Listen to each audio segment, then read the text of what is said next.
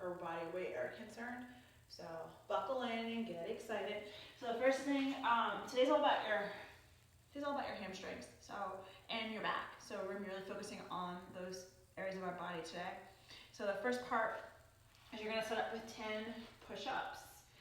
Still a lot of you, so I'm gonna do these I'm gonna do these two ways. I'm gonna do these on profile, and then I'm also gonna do these so you can see me face on.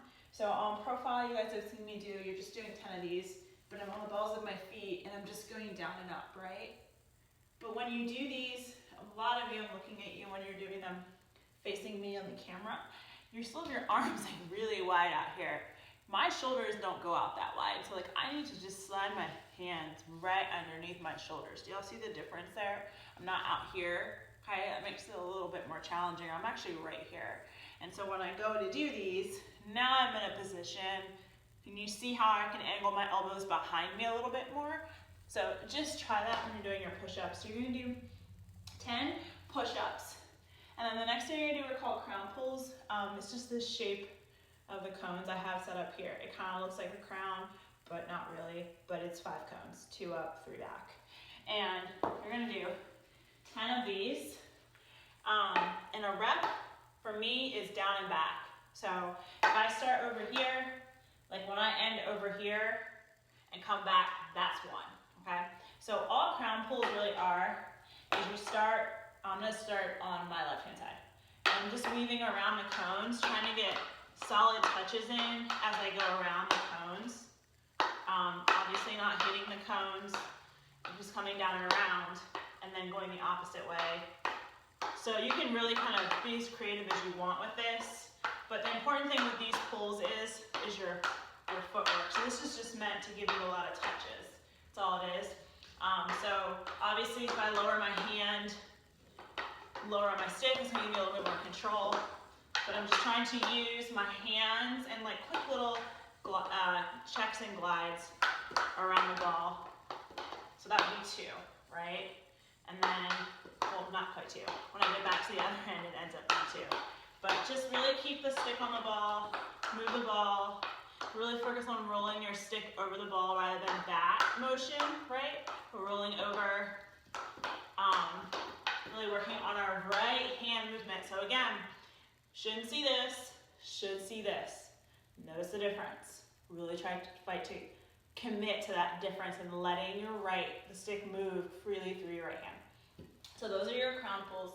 The next thing are lat pulls, and I think I posted a video about lat pulls. You can do these 2 ways. The harder way is gonna be to do them in second position. But all I'm doing, if I do these facing you, I make 90-degree angles at my sides with my weights. I'm using 5-pound weights, you don't need to go crazy. And then I'm sweeping my arms out, shifting my forearms back, and just squeezing my elbows closer towards one another. Watch your body alignment. Make sure your shoulders are over top of your hips. So those are your lat pulls. And again, if you wanted to do them in second, you're just here. Make sure your knees are over your heels and you're squeezing in here. Obviously, this is harder because you're in a more challenging position.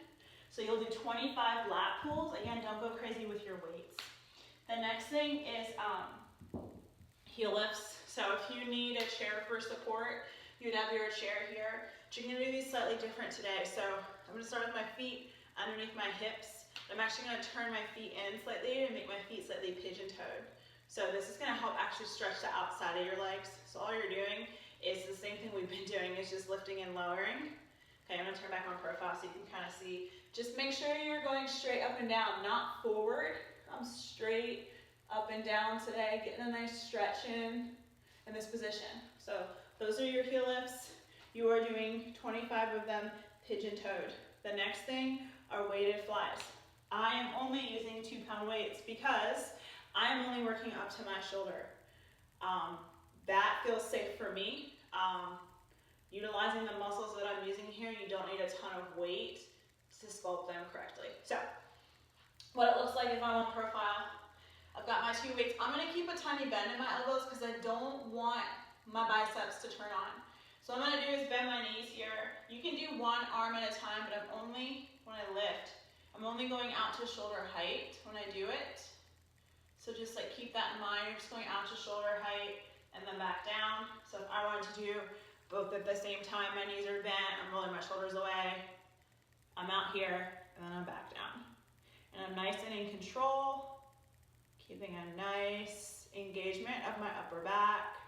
So those are 5s. And you are going to do 10 of those. So you can either do, again, 10 on just the right. Be in control of your muscles. Don't just fly up and down, especially if you're using a lighter weight. Be in control of what's happening. So I'm using muscle the whole way, and then I can go here. So that would be 1, right? Or if I do both at the same time, that's 1.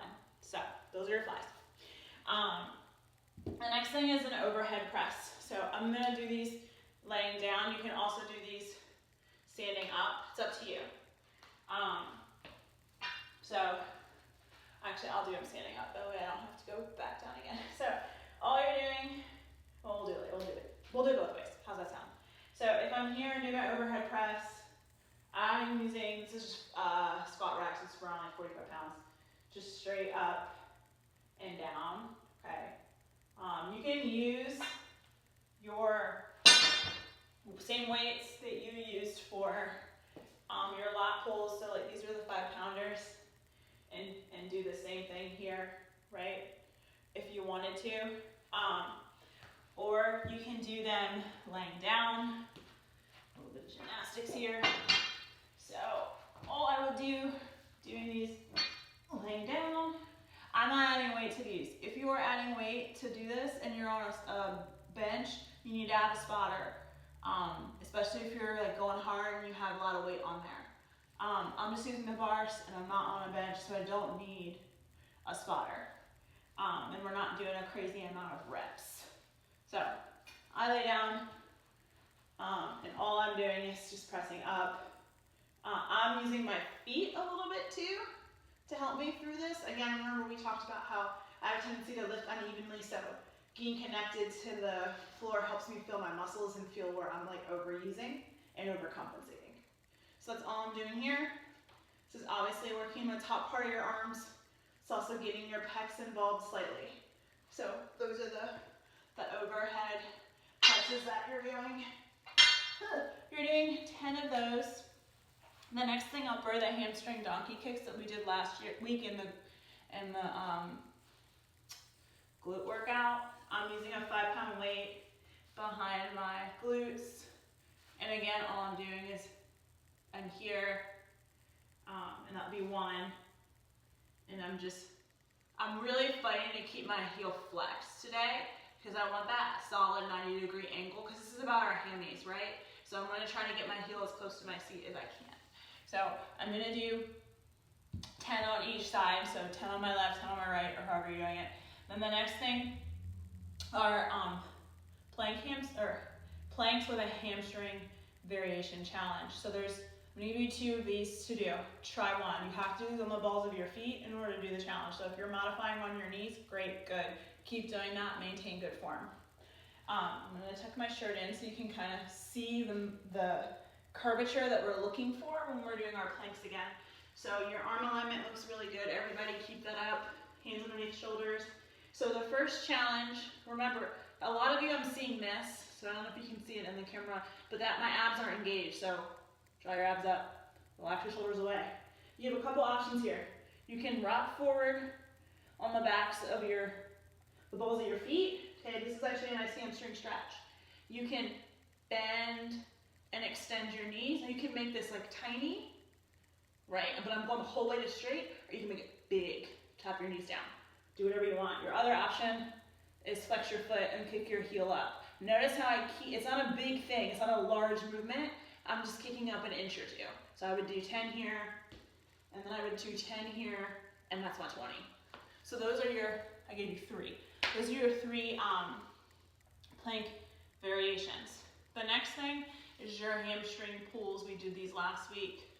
Add my 5-pound weight.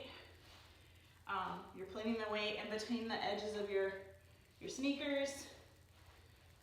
You're lying down on your surface, and you're just curling your weight to your seat, bending and unbending your knees. A lot of hammy work today. So those are your hamstring pulls or curls, whatever you want to call them. Then the next thing is, it's stick work, double stick work day. So all you're gonna do is make a little minefield now with your cones, or whatever you're using. And you are going through your minefield 25 times. You're trying to get 25 solid touches in your minefield. So again, some of you need to look at your feet. So when you make these videos and you send them to me, look at your feet. Some of you have your feet this close to the ball. Okay, you have no room for error here. So unless you're doing perfect skill execution every time, you're either going to kick the ball or you're going to lose possession rather quickly. You're not very strong in that position. Remember, that's a stick's length away. That's how far away I actually want to play the ball from my feet. So in my minefield, with my feet moving, getting my touches in, moving around, looking for 25 touches. And remember, be dynamic with these, so speed them up, slow them down, keep your feet moving, okay? I shouldn't see anybody standing here doing this. Again, this is not game-like, okay? You get your quads on fire. We're not using them today, so they should be, well, we are using them, but we aren't focusing on them, so they should be fully rested. So really work on quick touches. Make your feet dynamic too now, right? You have 25 touches to focus on that with your minefield. And then after you do your minefield, it's going to be your long stretch sequence. So you're going to come down to a kneeling position. All you're going to do is extend your right leg forward. Walk your hands, if you can reach, on either side of your leg. So if you're here, or if you're here because you have tight hamstrings, that's okay. Just breathe. So if I'm here, I'm obviously here. The idea is to really push your tailbone back behind you. So my hands are here. If you're one of those people that's like working really on their flexibility, you could slide deeper into like a split stretch. This is as far as I'm going today. So you hold here a second, really relax your shoulders, and you come back into your hamstring stretch, really press your chest down, and you would switch sides, do the same thing again. So extend your other foot forward, rest your hand on where it feels good for you. Pay attention to my knee alignment, and I'm not doing this.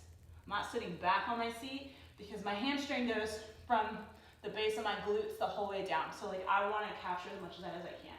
So I'm here. You can slide wider into your splits if you'd like. And that is your hamstring stretch for today. You will repeat that long circuit again. I think this is probably the max day, so all that means is we're going hard today. Tomorrow will probably be a little bit more high intensity workout, but you get the gist for today. If you have questions, let me know, and I will see you.